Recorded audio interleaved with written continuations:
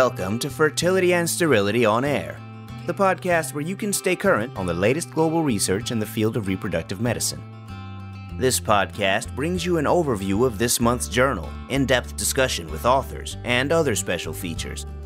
FNS On Air is brought to you by Fertility and Sterility family of journals in conjunction with the American Society for Reproductive Medicine, and is hosted by Dr. Kurt Barnhart, Editor-in-Chief, Dr. Eve Feinberg, Editorial Editor, Dr. Micah Hill, Media Editor, and Dr. Pietro Bortoletto, Interactive Associate-in-Chief. Welcome, everyone, to another episode of Fertility and Sterility on Air. We are in June 2025, Volume 123, Number 6. I'm Micah, and we're joined by the whole original crew today. We've got Kurt Barnhart, Eve Feinberg, and Pietro Bortoletto. Good morning, everyone. Good morning, Micah. Good morning, everyone. Hello, Micah. Nice to see you. I like that you called us the original crew. Not that Kate is not version 2.0, but you're right. There's a certain amount of nostalgia here, seeing the four of us together. I love it. Gotten the band back together. We're excited to have another great discussion today. So we're recording on the day after Memorial Day for June here. And we just want to thank all of those who have served our country and allow us the ability to do IVF and have our freedoms that we have. So we're going to jump right in. The front matter has some really good things to read. Editorial editor Michael Eisenberg has something on the genetics of male infertility. There's 4 review articles there. Really good time to brush up on your genetics of male infertility with this Views and Reviews.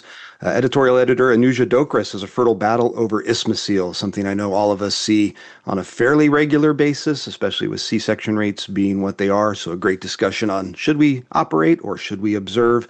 And finally, editorial editor Dom de Ziegler continues the discussion around vaginal versus intramuscular progesterone and FET cycles and looks more at the systemic effects of progesterone in his inkling. So that discussion continues. I highly recommend you read all of those things. Eve, we're going to jump right into the science. You have the seminal contribution this month. Tell us, should we do PGT on older women of reproductive age who have 3 or fewer eggs or embryos? Yeah, this was a great article, and I think it's really timely and it answers a good question. So the title of this is Effects of Preimplantation Genetic Testing for Aneuploidy on Embryo Transfer Outcomes in Women of Advanced Reproductive Age with no more than 3 retrieved oocytes. And this was a study out of China, and the objective was exactly that, to evaluate whether PGT is of benefit in women 38 and older who have 1 to 3 eggs retrieved. It was a retrospective analysis. It was over a 4-year time period from 2019 to 2023. And they compared patients who did PGT versus those who underwent a fresh transfer of 1 or 2 embryos on day 3 or day 5. And on my first read, I was like, maybe maybe the outcomes are going to be skewed because it's 1 or 2 embryos. Why not throw in all 3? And in diving into the data further, I think it was 1 or 2 because that's all that was available, and it wasn't due to restrictive transfer policies. So all PGT transfers were single euploid FETs, and then the primary outcome was live birth rate per cycle and per retrieval, and then they also analyzed live birth rate per embryo transfer. So there were 727 total included cycles, and of these, 298 were PGT and 429 were non-PGT. Interestingly, in China, PGT use is limited to patients with advanced reproductive age, recurrent implantation failure, or recurrent pregnancy loss. So you can't just simply elect to do PGT. There were no differences between groups in the mean number of oocytes retrieved or 2PNs. In the PGT group, only 14% of cycles led to embryo transfer versus 84% in the fresh transfer group. When they calculated clinical pregnancy rate and live birth rate per cycle or per oocyte retrieval, not surprisingly to me, there were no differences in outcomes. Clinical pregnancy rate per retrieval in those who did PGT was 9.4% versus 10.5% in the fresh transfer group. The live birth rate per retrieval was not statistically significant, with either 8.1% for PGT versus 6.3% for fresh transfer. Then they analyzed this per embryo transfer. So PGT, not surprisingly, did better with a clinical pregnancy rate of 67% and live birth rate per ET of 57%. The miscarriage rate per pregnancy was higher in the untested group, 40% versus 14.3%. And interestingly, the authors also evaluated the time to live birth in each group, showing no difference. So what are the take-home points? I really read this to say that PGT is a selection tool, and I know we've said that again and again. But in patients where there's not a lot to select, I really read this as there's not a benefit in time to pregnancy or live birth rate by using PGT in this population. I think you can definitely still make an argument about reduction in miscarriage rate with the use of PGT. And I think given the very real emotional toll of miscarriage, I want to highlight this as a benefit. I think many patients would prefer to have these losses play out in the laboratory and not inside their bodies. And so I think even though these data don't make a compelling argument for PGT to improve live birth rates, it does provide some value in showing benefit there. I think the other point, though, is it didn't change the time to pregnancy. So one of my arguments about miscarriage rate is always that if you have a loss, then it takes a lot of time to recover from that loss, and it may delay your time to pregnancy, but these authors really did not show that. So I want to open it up for discussion because I think that we're going to have a robust discussion here, and I'm curious what you all think. What you said is what jumped out to me. Overall, I think it's what we would expect. A benefit on a per transfer basis, no benefit on a per retrieval basis, but a lower miscarriage rate.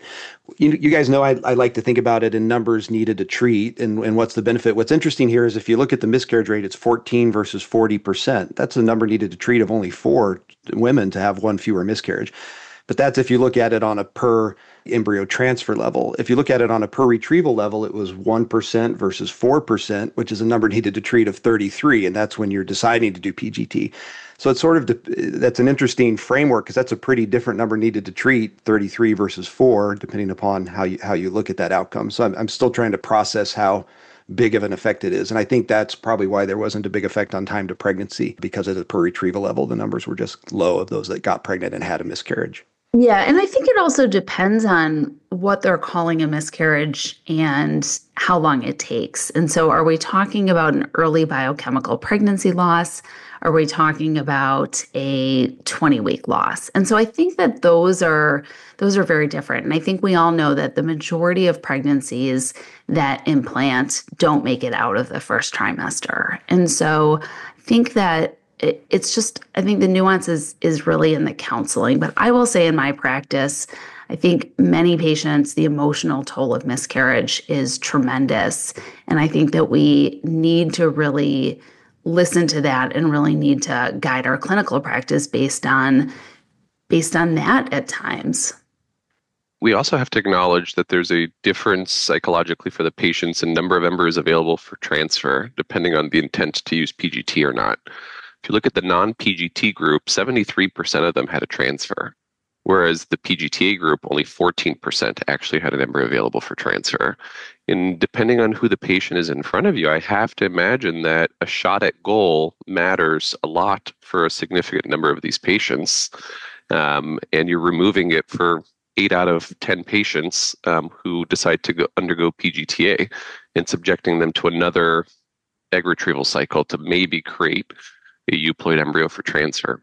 I'm really taken by this conversation and the evolution of this paper. I really think you all said it's what we expected.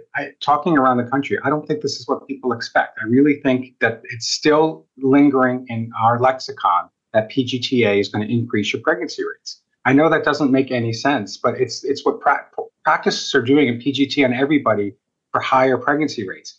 And the key here is it's per transfer. And what Pietro said is really, really important. Who are we treating, the clinic or the patient?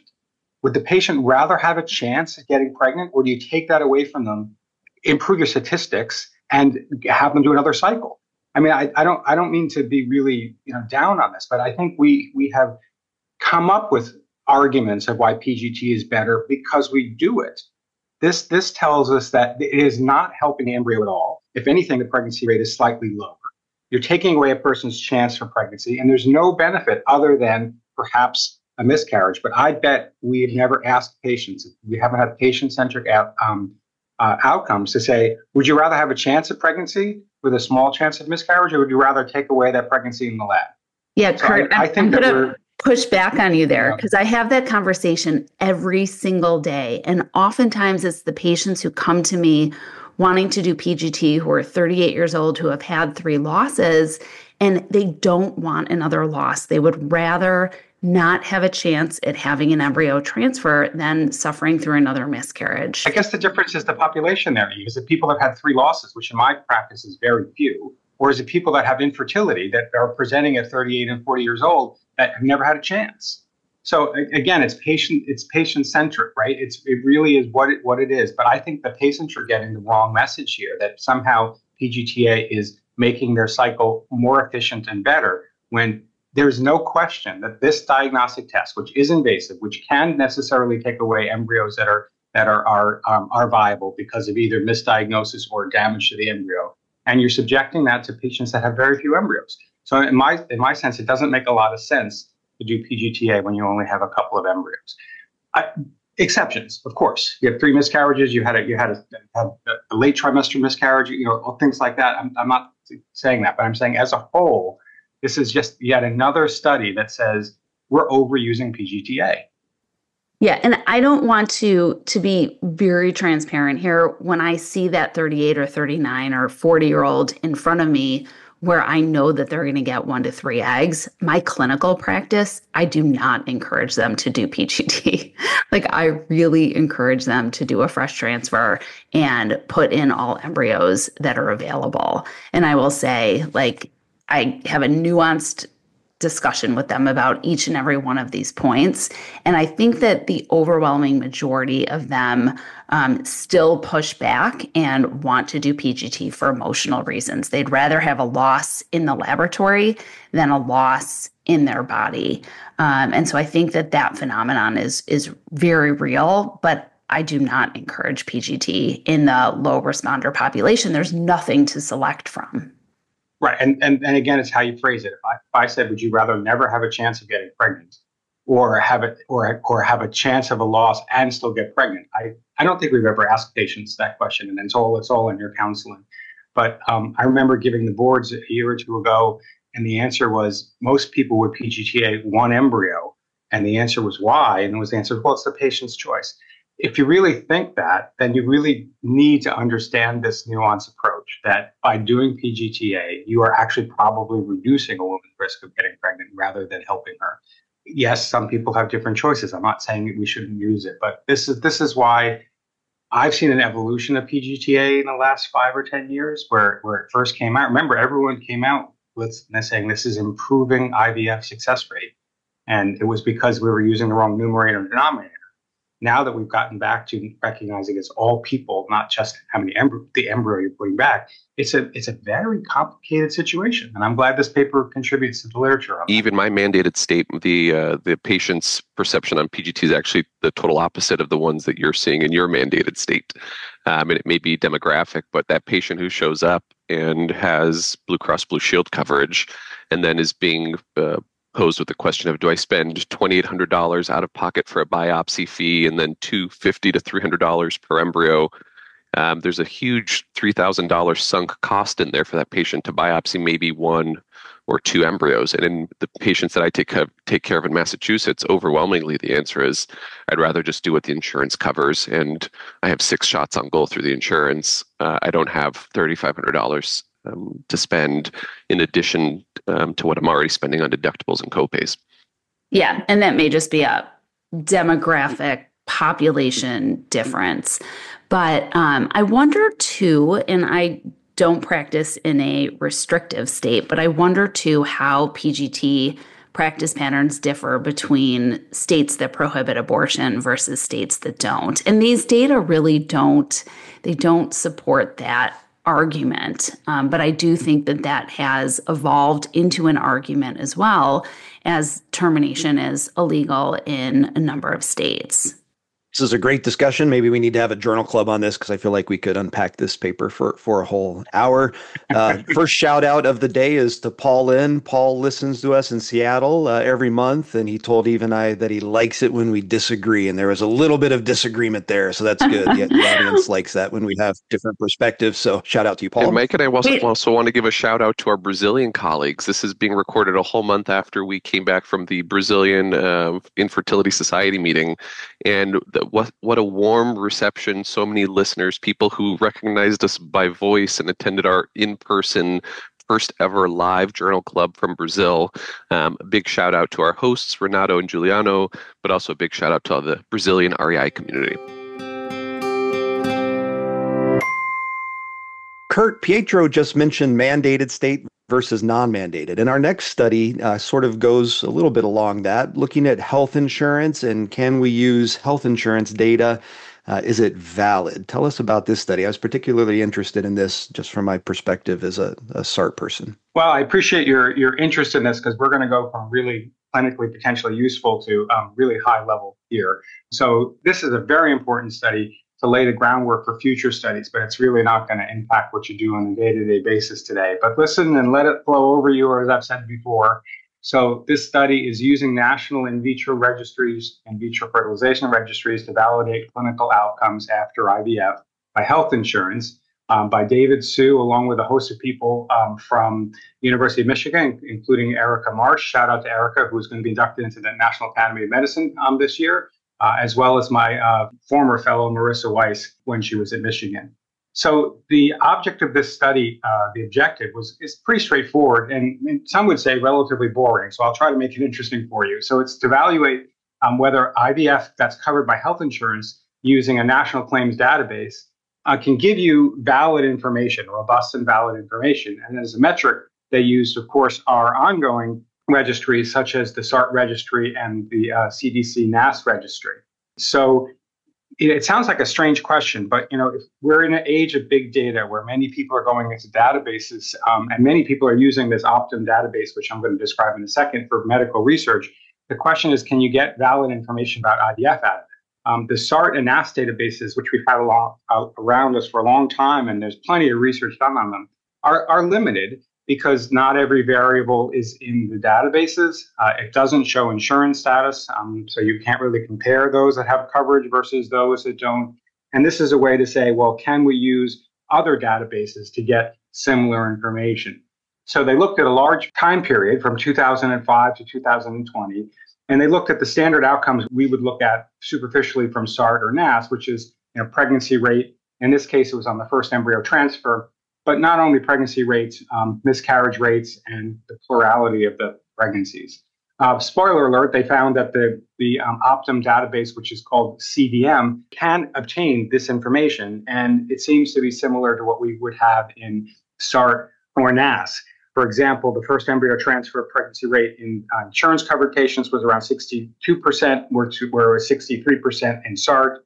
The live birth rate, 45.6 versus 46.9. But that's not the point of the paper. The point of the paper is, if you really want to learn this stuff, how they got to that data and why they believe the data is valid. Said another way, SART gives us answers because we report the data. Insurance registries just give us billing information. Say what you want about Epic and the electronic medical records. They really are billing electronic records, and therefore you can get billing information out of it.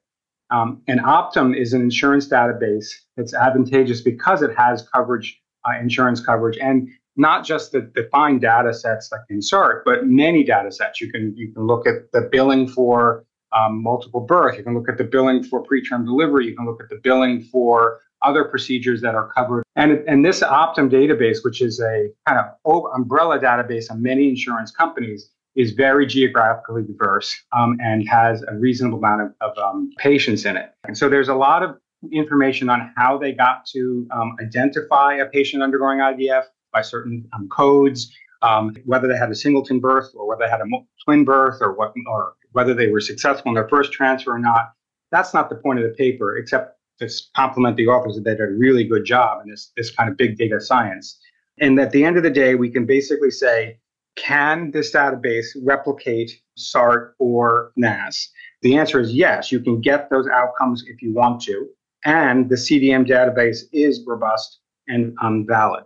Now, interestingly, it prompted me to say, well, I want to know the answer. I want to know, are success rates different for people that have insurance coverage versus people that don't? And that's not what this paper can tell you. It can only tell you that you can get good quality data. I don't know which data is correct. I don't know if they're actually the same patients, but the fact that they were stable over a decade and giving similar results shows you that the methods to get them are pretty good.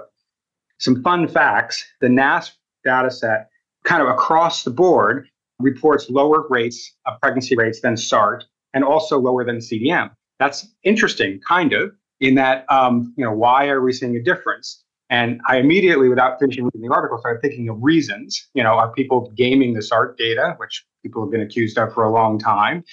Is CDM a different population? Insurance patients, patients that are insured, I would expect to have higher success rates because people that are insured tend to be better prognosis patients than people that are not. And I was disappointed to find out the answer was that NAS reports clinical pregnancy rates, whereas the other ones report chemical pregnancy rates. So I had all this wonderful thoughts about what I could do with the information, and I was a little bit disappointed. That's really the gist of this paper. If you really believe that big data is the answer, you really have to show that your big data can get you valid answers because of the axum garbage in and garbage out. So even though this only found 5,000 IVF cycles compared to the hundreds of thousands in the NAS database, it now opens up the ability to say, well, now I really can do some studies about the differences between covered and non-covered patients. I really can make some decisions on what it will cost if I expand coverage in my state, because I can see how many people use it, how many people get pregnant, how many people need repeat cycles, how much does it cost. So theoretically, it can really open the door for policy decisions, political decisions. If you really believe that we have a fertilization president, this now gives us opportunity to say what that would mean and how you can do it. So that really does give you lots of information. I want to shout out to Cassie Bolig, my former fellow, who wrote a very good inkling on this paper. And she basically says, even though it's kind of a reverse, this was a smaller data set or a smaller number of people than the SART data, because it was only a subset, it still opens the door for big data. And the big data option to use data sets other than what we mandate ourselves needs to have 3 V's. Variety, meaning it has a variety of settings and a variety of people, and this Optum data set really is geographically diverse. It has to have volume, which is size, and I think we can actually get to size and, like I said, ask for other questions, not just did you get pregnant or not, and velocity. And velocity is important because now you really can get these answers more quickly rather than pushing on SART to give you a data set and waiting for years to analyze it and things like that.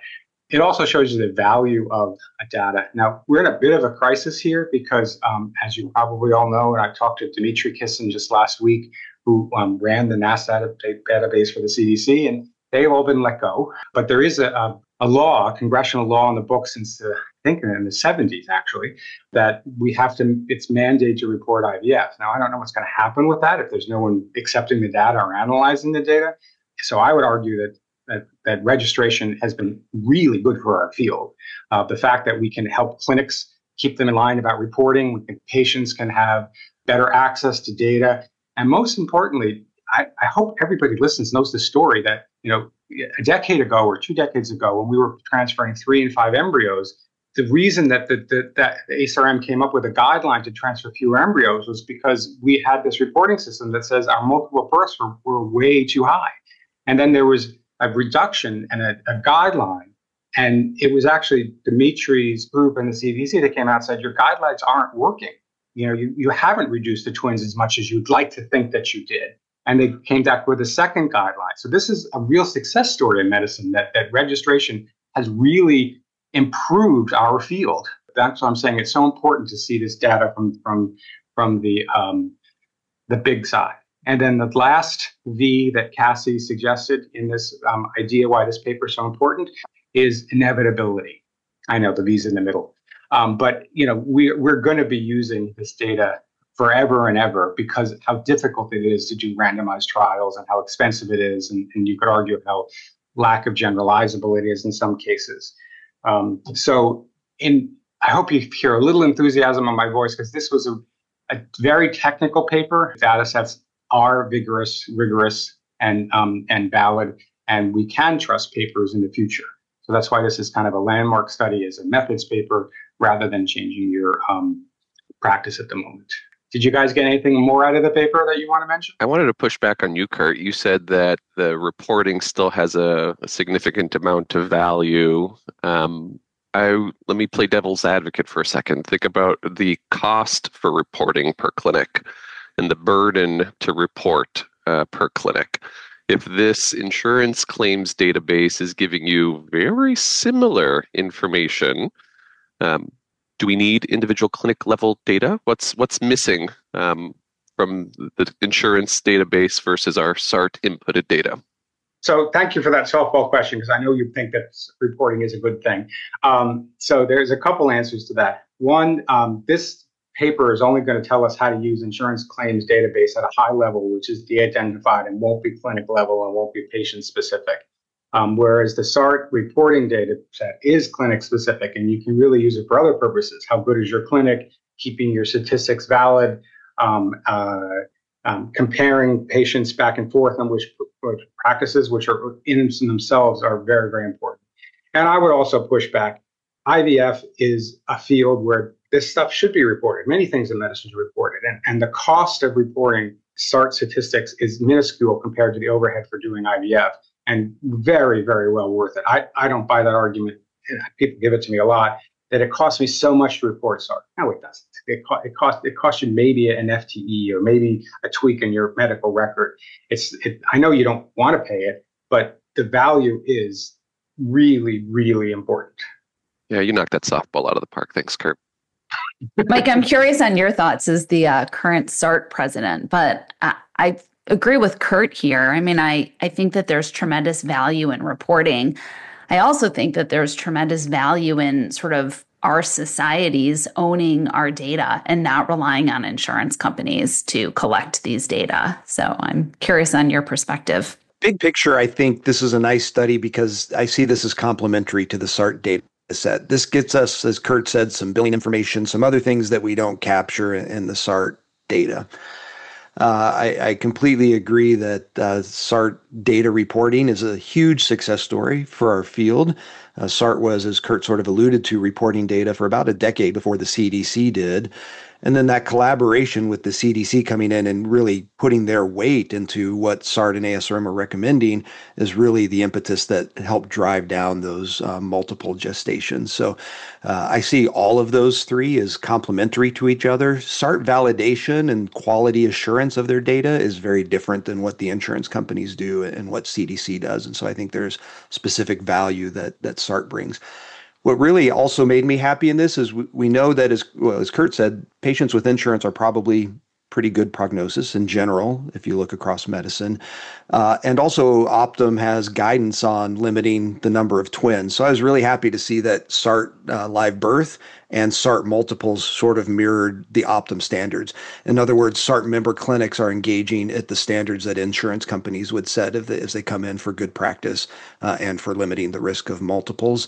And I'll just allude to, there's a SART paper that's under review now that shows that SART reporting clinics actually have higher live birth and lower multiples than the clinics that choose not to report to SART. So in other words, there's some potential value in just the standards of being mandated to follow ASRM and SART practice guidance. That's probably a good thing for the outcomes for our patients. So I said a lot to your question, Eve, but those were all my thoughts on the paper. I really enjoyed reading this. Yeah, let me clarify just a couple really minor things. So this paper tells you how to use Optum to get the data. The insurance companies are not giving us this data. There is no dashboard. There is no way that they're publishing this. This is a methods paper to say, if you get hold of the Optum, which you can, this is how you go through it to ask your questions. So it's a real medical methods paper, so to speak. Insurance is never going to report IVF success rates at clinic level. And that's up to us. And that's why I think we need to continue to do that. And I really think, I don't know if the Hawthorne effect applies here, but when people are watching, you do better work and you're more ethical and the data is more reliable.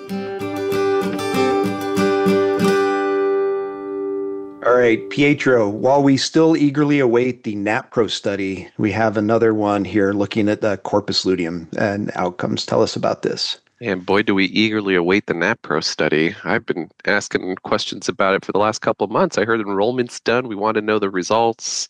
Spoiler alert, I think it's going to be a null finding for a bunch of different reasons we may talk about still on this podcast. But let me tell you about another paper that's kind of trying to understand the impact of the corpus luteum a little bit better. This is an article by Joni Koorts et al. From the Netherlands. It's entitled The Impact of Corpus Luteum Number on Maternal Pregnancy and Birth Outcomes. If you've listened to any podcast in the last couple of years, you know that we talk a lot about the role the corpus luteum has in implantation. You've also heard us talk a lot about how ART pregnancies are known to carry higher obstetric risk. And we've all been trying to figure out why that is. And we've all kind of centered around the idea that maybe it's the presence or absence of the corpus luteum and the associated hormonal milieu that we create by having that corpus luteum present. And ultimately how that all impacts maternal adaptation and placental development, leading to these placentally mediated disorders. This study was observational. It came from the Rotterdam Periconception Cohort, which is many thousands of pregnancies delivered in the Netherlands. This specific study included 1,800 singleton pregnancies and stratified them on 3 criteria. 1, was there a corpus luteum present or absent? If there was no corpus luteum present, it was defined as an artificial cycle, or what we call a program cycle, or more appropriately called a hormone replacement cycle. 2, whether or not it had 1 corpus luteum. This is what they entitled as a natural conception or a natural cycle FET, or said otherwise, a non-hormone replacement cycle. And then finally, cycles in which there was more than 1 corpus luteum. These were the ovarian stimulated or fresh embryo transfer cycles. With a big data set and lots of variables, they were able to perform multivariable logistic and linear regression. They adjusted for age, BMI, nulliparity, as well as all kind of the things that you would want adjusted for from their obstetric history. Here's what they found. There's kind of 2 top-line findings. In the cycles where no corpus luteum was present, the hormone replacement FET cycles, they did see a 2.6-fold increased risk of gestational diabetes, interestingly, and a trend towards increased preeclampsia risk with an adjusted odds ratio of 2.02. In the cycles where greater than 1 corpus luteum was present or are fresh transfers, they showed a reduced risk of preeclampsia with an adjusted odds ratio of 0.36 and a slightly longer gestational age by a couple of days.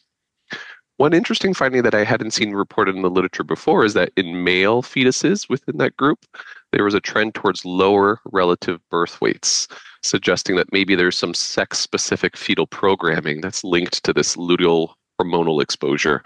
Maybe. I hadn't seen that signal show up in other papers. I thought that was interesting. So why does this matter? I think this is another piece of the puzzle that shows us that there may be a connection between corpus luteum number and exposure and maternal and neonatal outcomes, but it in no way do I think is it causative or explains the mechanism or gives us any information that we can say we should not be doing the hormone replacement cycle because X, Y, and Z. I think we still have lots of theories. Is this being driven by angiotensin-renin? Is this being driven by relaxin? Is this all just spiral artery invasion and remodeling? This paper does not give us those answers, but it continues to say we should pay attention to this because there seems to be a signal there. And again, the NAPRO study I think is going to be very helpful, but I don't think is going to answer that question either. In light of all of the data that we have and kind of the signal from retrospective data, I'd love to hear from Eve, Micah, and Kurt. How do you talk to patients about the importance of the corpus luteum when you have the patient in front of you who can choose how to conceive, be it in a hormone replacement or non-hormone replacement cycle? Does that cardiometabolic obstetric risk factor into your counseling at this point?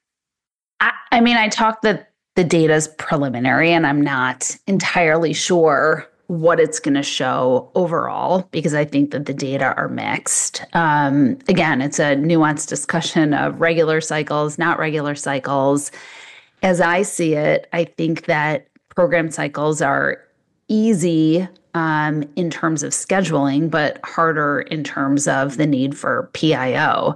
Natural cycles are fantastic when cycles are regular, but can be more burdensome to the patient in terms of additional monitoring visits. And truthfully, our lab, it's a little bit of a burden to our lab to have this inconsistency in scheduling of natural cycles. But I really have a detailed discussion with each patient and try to select what resonates the most for them and try to meet their goals. I've got lots of patients who very much want a weekend transfer because of work schedules, and the only way to really guarantee that is a program cycle. I have a lot of patients who really want a more natural approach. I certainly discuss the data, but I think that at this point it's too early to be definitive. Would a subcutaneous progesterone commercially available in the United States change your counseling and how you bring patients towards or against the hormone replacement cycle, Eve? I think it would. I think the PIO is a huge detriment. People really don't like it. And I think that the need for partner administration or other person administration, it is very difficult to self-administer intramuscular GLUT PIO. And I'm saying that from personal experience. I think that will be a game changer, but I still I really do like natural cycles. But I don't think that they're the right move for every patient. Pietro referred earlier to the NAPRO study. I think now he's referring to the PROGRESS study, which will finish enrollment this month in the U.S. Very large multi-center study, which will look if we can get FDA approval for subQ progesterone. So Pietro, reading between the lines, you seem to sort of say that there's a signal here that you think is true, but you think the big RCT is going to be null.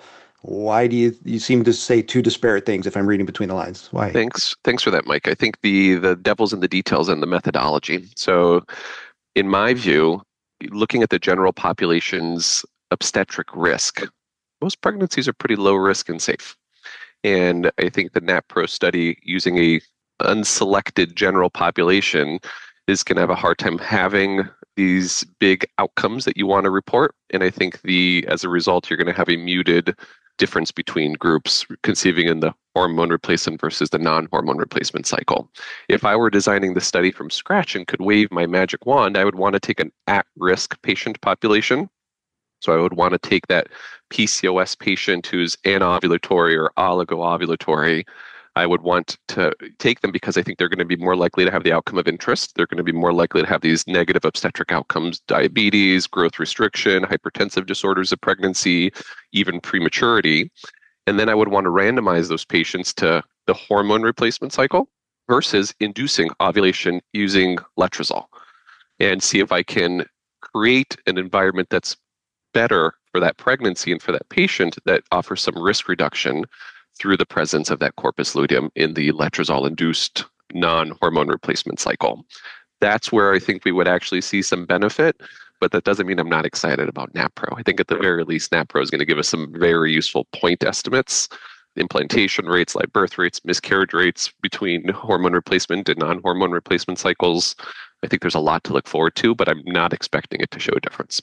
So Micah, you bring up astutely, a tale as old as time, which is we have a theory that makes biological sense. There's some observational data to suggest that it's true, but the logistics of a randomized trial actually demonstrating that are low. There's so many trials that have failed to do it, not because it's not a good idea or not even because it's not true, but because it's hard to enroll patients or you get the wrong patients or you make the wrong assumptions. So I think we're going to be stuck. And I look forward to this. Right now, like Eve, I treat the numerator. I treat the patient in front of me. Is it easier for you to manage your schedule, or do you prefer natural? And there's no information that says natural is bad or worse. So that's a discussion versus the denominator. Can we show public health wise that one is better than another? And that's a harder question. I hope we get an answer, but I like Pietro suspect that we might get a mixed answer or not a definitive one. Great. Wonderful discussion and continuing great topic. I'm sticking in ART, and we have another topic that we're all very used to dealing with. Should we freeze an embryo and then thaw it and re-biopsy it if we didn't get PGT results the first time or it's inconclusive? What's the effect of double freeze, double biopsy? And we've had this discussion with source papers before, but this month we have a systematic review and meta-analysis. This is from first author Yang, senior author Ma out of China. And they sort of have two questions. One is specifically what I said. You did PGT the first time. You only have one embryo left. It's inconclusive. Do you thaw it, re-biopsy it?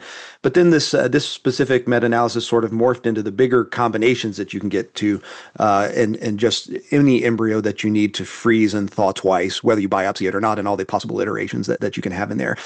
So this is a meta-analysis. They're obviously looking at observational data. I think we would all agree it's unethical to randomize an embryo that's been biopsied and is normal to re-biopsy it, refreeze it, versus not re-biopsying it and refreeze it. So we're never going to have RCT data on this. So we just have to accept that observational data is the best that we're going to have.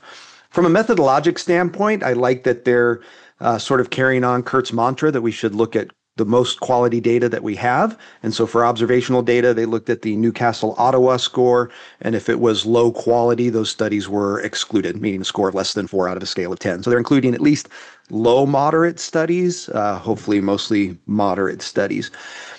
As I said, this paper sort of morphed into a much bigger combination as they looked at the source data. So you have studies that were slow freeze, VIT on the second one, VIT, in both of the freezes. You have studies that are PGT, studies that were not PGT, studies that were not PGT in the first cycle, but were in the second biopsy or second thaw. And you have cleavage studies versus blast studies as far as embryo transfer. And we have 4 primary outcomes: live birth, clinical pregnancy, miscarriage, and implantation.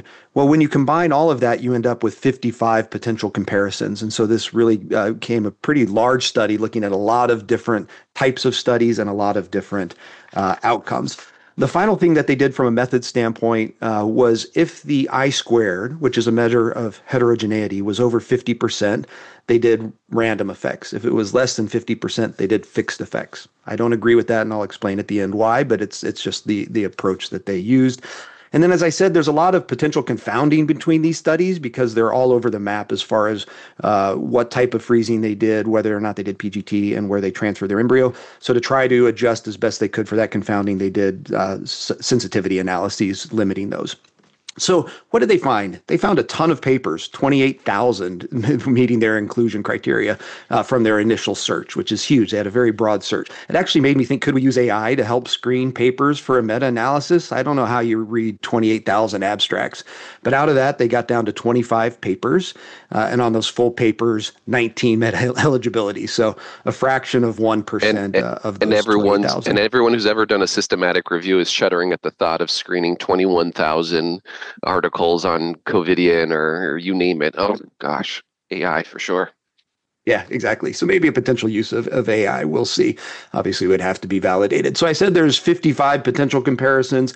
They end up talking in their text about 32 of these actual comparisons. What did they find? In general, I think it's what we would all expect. Lower clinical pregnancy, lower live birth if you do double freeze. And that was pretty consistent across all the analysis. Interestingly, no difference in implantation, but maybe that was power because not all studies reported that. And an increased risk in miscarriage seemed to be reported across a lot of these studies. Now, as someone who likes doing meta-analyses myself, one thing I like looking at is the forest plot. And just seeing, are these studies pretty consistent? And really they were. So just looking at live birth, there's 18 studies. 15 of them are in the direction of a negative impact, 3 statistically significant, 12 weren't. But 15 out of 18, that's over 85% of the studies showing something in the same direction. So I think that's convincing. So what did they conclude? Well, they conclude that this shows that there's a decrease if you double freeze an embryo. And I think we all probably see that clinically. Certainly if you biopsy it twice, there's probably a decrease as that trophectoderm takes 2 hits. Now, they do conclude a little bit stronger than that. They say, therefore, you should not ever do this. I don't know that I quite agree with that. So let me just take live birth on the double PGT embryo. So this is the worst case scenario. You biopsy it twice and you freeze it twice. The odds ratio is 0.66. If you have a 50% live birth in your clinic with PGT euploid embryos, then doing this would reduce that to 40%. So you still have a 40% live birth with that embryo. Yeah, is it statistically reduced? Yes. But if your option is doing another cycle to get more embryos versus biopsying that, I would say 40% if it's euploid on re-biopsy is probably worth doing. And then the second thing they say is that if you do end up rebiopsying it, you should run the genetics in-house so that you can transfer it fresh on that second rebiopsy rather than freezing it. They don't actually have that in their data because that's not an actual outcome in their data of people doing the PGT in-house and transferring it without that second freeze. And I think most clinics, at least in the US, don't have that potential in-house to do that. So I think that was maybe a little bit of a strong statement. But big picture, I think this study confirms what we agree with. In talking to people around the country and looking at our own data sets, there's probably somewhere between an absolute reduction of 5 to 10% in the success of an embryo if we have to thaw it and rebiopsy it. So I think it's a question to talking to the patient about how many embryos do we think we'd get if we do another fresh cycle to try to get more versus should we use what we already have in-house? And at least in my experience, most patients would rather use what we have in-house, understanding that there's probably a reduction or potentially just transferring that embryo without biopsying it, which some patients will choose to do. So I have some comments on the statistics, but I'm curious on the clinical aspects. I think there's kind of two hits here, right? One is the freeze and unfreeze. And the second hit is the biopsy. In your mind, Micah, do you think that if you simply had to freeze and unfreeze an embryo, we have as much of a negative impact or any impact at all on that embryo? In my experience, that embryo does pretty well being frozen and unfrozen, particularly if it doesn't have to be re-biopsied. Would agree with that statement. I think I saw Kurt and Eve's heads nodding as well. That I would. We think it's probably the biopsy. That's the second biopsy is probably the bigger hit. I do, and I would totally agree with that statement. I will say, and again, I think it's all in the counseling, but there are times where we have patients who come back and they didn't do PGT and they want to do PGT for various reasons. Sometimes it's a newfound translocation. Sometimes it's a newfound single gene disorder. Sometimes it's, they want family balancing. But I think that it's in the counseling. And I think for the patient who has very few embryos and is over 40 and those embryos may represent their last chance at having another child, I strongly discourage it. But I think for the patients who have lots of embryos who are trying to do PGT for other reasons, I think as long as they understand that there is a reduction in success, I think, again, it's all about informed consent and shared decision making. And just two quick statistical comments. 6 times in this paper, the author said something was higher or lower when it wasn't statistically significant. In one of those cases, the confidence interval was 0.2 to 2.8. I don't think we can say with any confidence that something is higher or lower when we have that big of a confidence interval. So just for fellows, as you're writing papers, you're sort of tipping your hand at which direction you want the data to go when you say something's higher or lower when you have that wide of a confidence interval crossing 1. The other thing is just on random versus fixed effects. Just remember that random effects is assuming that each study is asking a slightly different question in a slightly different way. So yes, they're all asking the question freeze twice, but we're using different types of vitrification. We're using PGT, we're not. We're transferring at different stages. We have different patient populations. So random effects assumes that our studies are heterogeneic, even though they're asking the same question. Fixed effects assumes that they're all the same. The only difference is sampling error. Clearly here we can tell that the difference between these studies isn't just sampling error, it's that the studies are just different. So you should probably use a random effects model. Why does that matter? Random effects models will have wider confidence intervals, and 11 of their 32 comparisons would have not been statistically significant if they had used random effects models.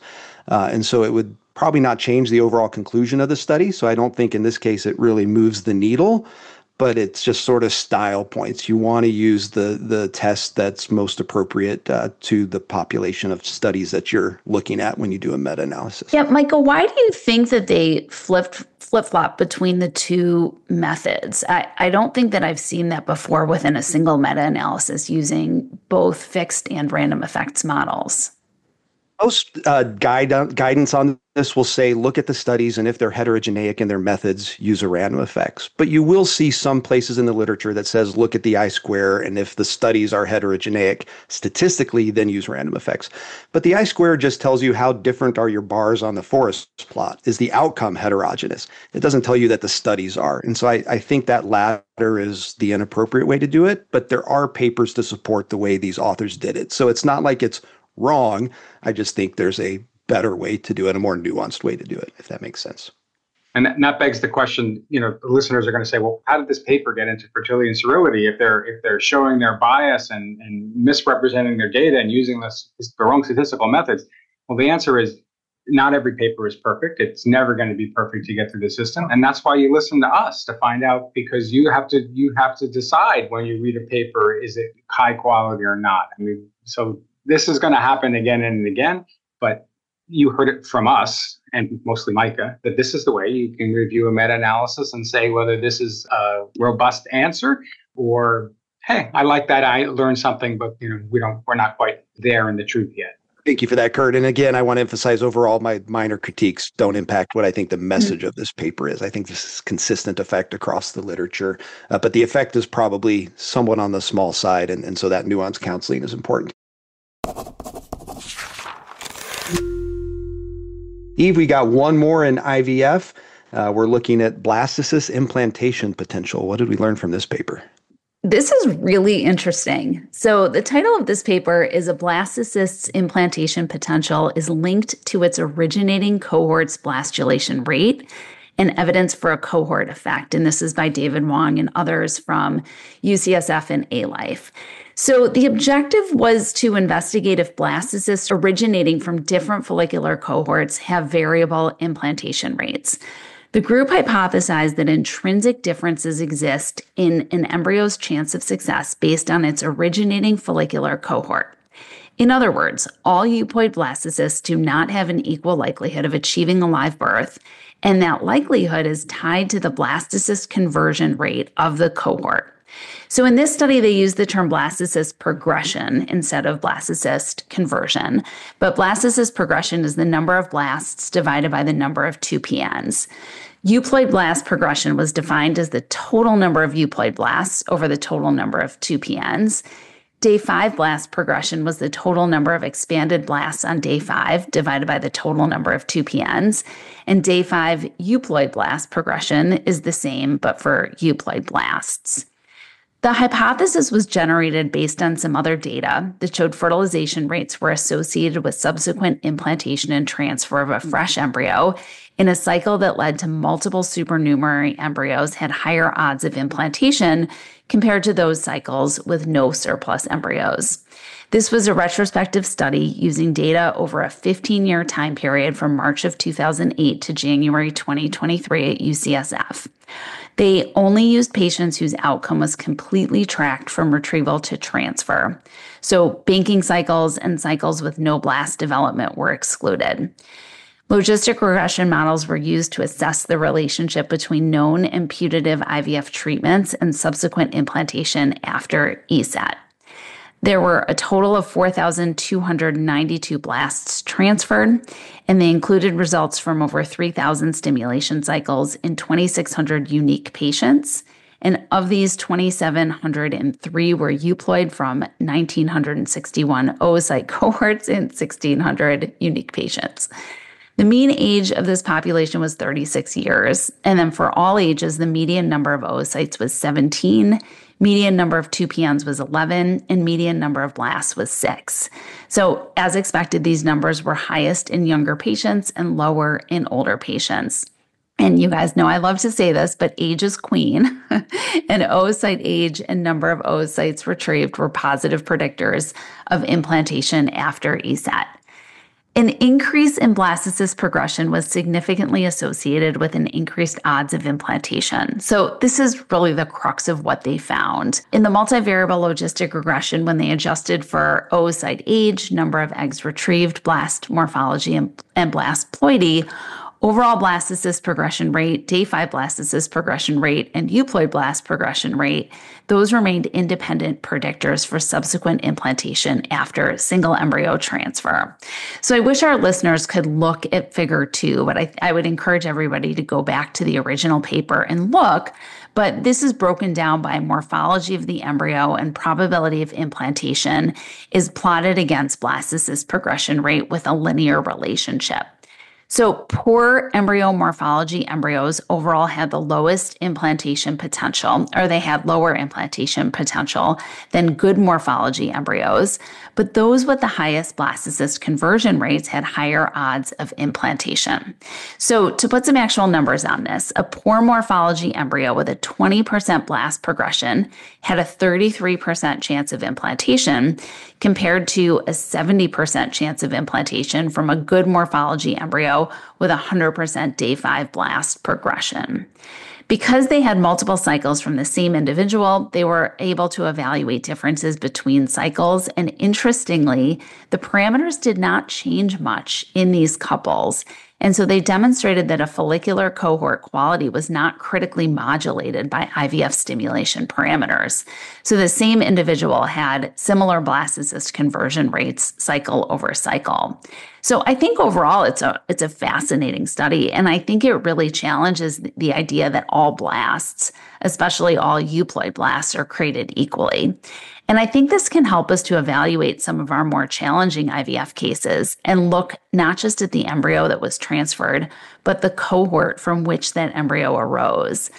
I also wonder if it's generalizable to other centers who make culture blasts differently than UCSF does. Does group culture make a difference versus individual droplet culture? And I think it would be really fascinating to look at the cohort effect in split donor cycles where one donor is shared by 2 or 3 couples. How much does a sperm contribute to this? And can we gain a better understanding of male factors? I think this can also be really valuable with donor egg banks and decision-making about selecting an egg lot. So I think it really challenges the notion that all euploid blasts have a 70% implantation rate. And when we look at these patients who have repeated IVF failures, I think this is just another parameter that we can look at that may help us to understand perhaps why. So I want to open it up for discussion. Was I the only one who was listening and thinking, boy, I wish we had time-lapse information on morphokinetics of these embryos? I know I sound like beating a dead horse here, but don't you think that would add a little bit more depth to this blastocyst progression discussion that we have in cohort effects? Are you with your time lapse again? Are you trying to throw softballs at us yet again? I'm trying to see how this lands. I'm lobbing it up to the group.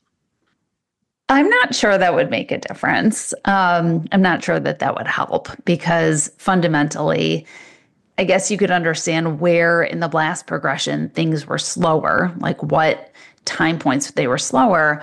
But I think it is really interesting. And I think we've all had these patients who have a lot of eggs who maybe have one blast from that cycle. So 30 eggs, 27 mature, and one blast.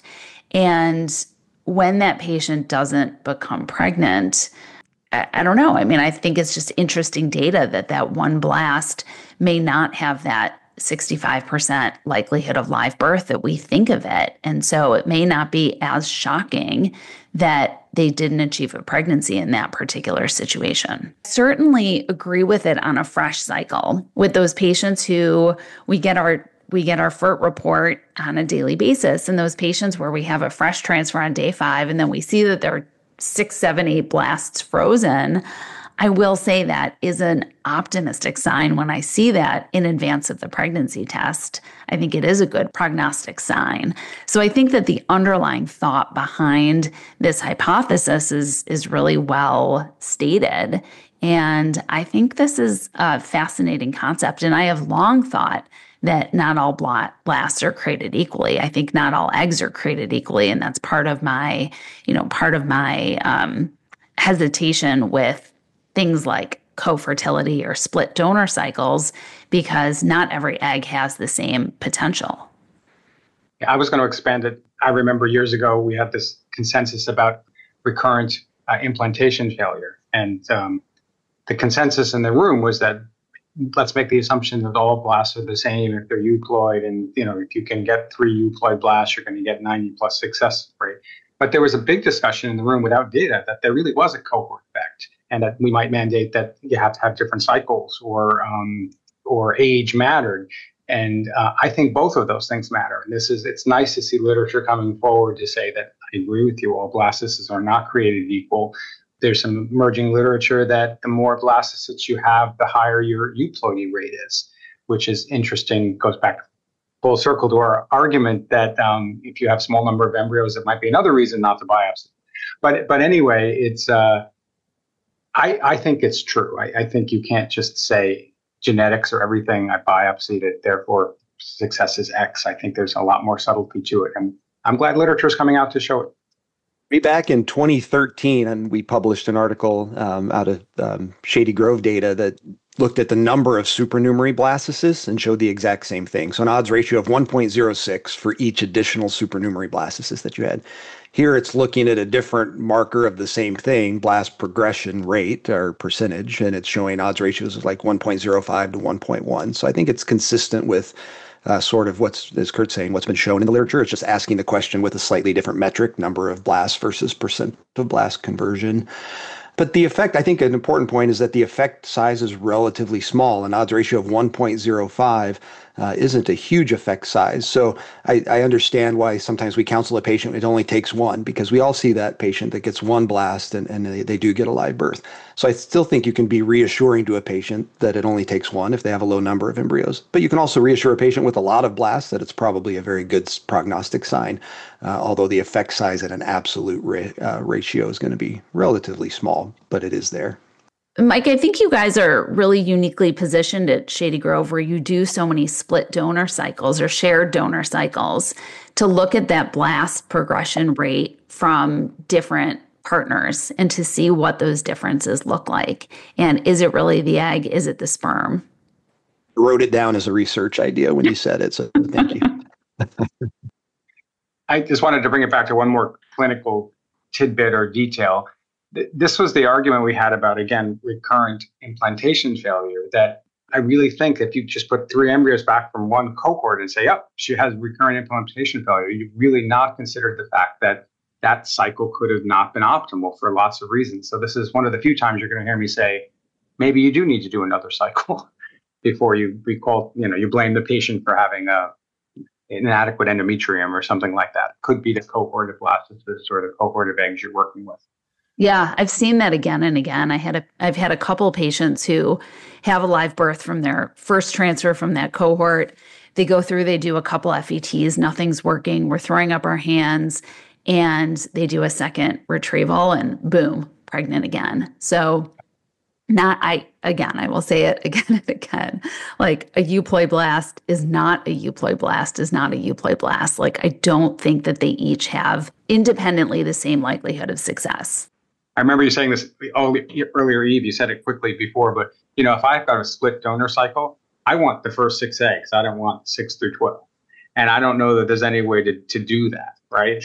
So again, even when you're using eggs for donor, not every egg is considered equal, but they're sold as equal. So again, there's lots of subtlety to this conversation. Just to the great reflection that was on this piece from Dr. Carrion and Messeguer, which basically says perhaps we could use these data to refine our prediction tools for patients. While the effect might not be huge, certainly it would give us a more accurate estimate, as he's saying. Maybe not all blasts or all euploid blasts are created the same, and so maybe this would give us post-retrieval information that we could use with new modeling tools to help counsel patients. So I thought that was an interesting reflection. Pietro, take us home. We're talking about a GnRH antagonist and uterine fibroids. Yeah, this is your reminder that Fertility and Sterility certainly takes papers on fertility and contraception, as the name implies, but we also really like gynecology papers that look at menopause, papers that look at non-fertility specific outcomes. And this is a great paper by the giant Jacques Donnet entitled Linzagolix Rapidly Reduces Heavy Menstrual Bleeding in Women with Uterine Fibroids. I think suffice it to say, we know fibroids are common, and the most disruptive symptom that women experience with them are often heavy menstrual bleeding, which has a pretty significant negative impact on quality of life. This study was trying to look at specifically pharmacologic therapies for the treatment of heavy menstrual bleeding. This is not a double-blind, placebo-controlled phase 3 trial. It is a pooled analysis of 2 multi-center, double-blind, placebo-controlled phase 3 trials, PRIMROSE 1 and PRIMROSE 2. Great trial names. And the investigators tried to assess the onset and maintenance of clinically significant heavy menstrual bleeding in over 1,000 women, treating with varying doses of Linzagolix, which, as many know, is a GnRH receptor antagonist, both with and without hormonal add-back therapy. And for those who may not be familiar with PRIMROSE 1 and 2, these were women over the 18 years of age who had ultrasound confirm at least one fibroid greater than 2 centimeters or multiple small fibroids leading to a uterus volume of greater than 200 centimeters cubed. No fibroids greater than 12 centimeters were accepted. The big crux of the paper is this really nifty statistical method called the Kaplan-Meier survival analysis, which was used to evaluate the time to achieve and maintain a heavy menstrual bleeding reduction. And they adjusted for both race and the study site. Here's a fun statistical fact. I got to one-up Micah. He's trying to teach you guys a little stats. I'm going to teach you a little history. So Edward Kaplan and Paul Meyer were two statisticians who submitted 2 competing papers to the Journal of the American Statistical Association at the very kind of same quarter of the year. And the journal editor, one John TOC, and if you're a statistician, you know of the TOC test. He's also the creator of the box plot. If you've ever seen a box plot, he's the one who first described it. He convinced both of them to combine their work into one paper, which is no easy feat for 2 academics. And that one paper has been cited more than 34,000 times since it's published in the 50s. So kudos to the authors for collaborating, and kudos to the journal editor for having the prescient idea to combine 2 cool thoughts into one good paper. All right, back to the paper. What did they find? They found that Linzagolix significantly and rapidly reduced heavy menstrual bleeding. And the fastest response was seen in those taking the 200 milligram dose, both with or without add-back therapy. And they achieved clinically meaningful reduction within as many as 3 days. By week 4, 68% of women had a maintained response, which was amazing compared to the placebo group. So why does this matter? I think first, patients always ask, what's the most effective thing to help me feel better? And then second is, how quickly will I get there? If this is going to take me 6 months to do it, I may change my decision making. I think this tells us that Linzagolix is rapid, reversible, it's non-surgical, and for people with heavy menstrual bleeding, may be a really helpful tool for a quick improvement in quality of life. Sometimes as a bridge into menopause, sometimes as a bridge into surgery. I think rarely we're seeing it used as a bridge into fertility, because generally if you have fibroids that are this symptomatic, we're often recommending surgical removal for them. So I think this paper is great. I'm glad to see it in Fertility and Sterility. And as a reminder, if you have something that's in the gynecology realm that you think should be in Fertility and Sterility, we would love to see it. I will echo that. Fertility and Sterility is more than just an IVF journal or an infertility journal. It's reproductive medicine in its general form. Hopefully, as we get more of these oral antagonists out there, we'll see the price start to drop. Although in our field, I'm not always knowing that that's what's going to happen. But that's wishful thinking, Micah. Yeah, I was going to say there's nice just going to be another form of the same drug. Yeah, unfortunately, these drugs are expensive. They seem to be highly effective and rapid, but they're more expensive than some of the other options. All right. As always, we have a bunch of other good stuff to read in the journal, so I encourage you to read all of the papers. And my final shout out, Pietro, you gave my number 2 shout out to our Brazilian friends. My final shout out is from Max Azadi, who posted a post last week on LinkedIn saying, Doctors Barnhart, Hill, Feinberg, Bortoletto, Devine, it's hands down the best way to keep up on new studies, especially when so much of what gets published these days is low quality or even misleading. Huge respect to Kurt Barnhart for calling this out. It's refreshing to have such a quote-unquote fearless editor-in-chief for FNS. So thank you, Max Azadi, for essentially giving us a great advertisement in LinkedIn. We appreciate all of our listeners. You can see us next week in Chicago for a journal club at MRSI, and next month in Paris for ESHRA for FNS On Air live podcast from that meeting. So we look forward to seeing you all there. Please swing by our booth, come by and chat with us, and maybe we can even interview you to be on the podcast at one of these meetings. We would love to see you there. Thank you to all of our listeners. Thank you, Eve, Pietro, and Kurt. This was great as always.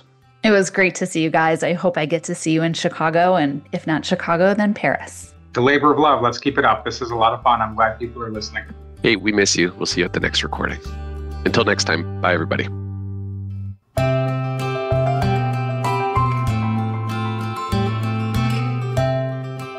This concludes our episode of Fertility and Sterility on Air, brought to you by Fertility and Sterility in conjunction with the American Society for Reproductive Medicine. This podcast is produced by Dr. Molly Cornfield and Dr. Adriana Wong.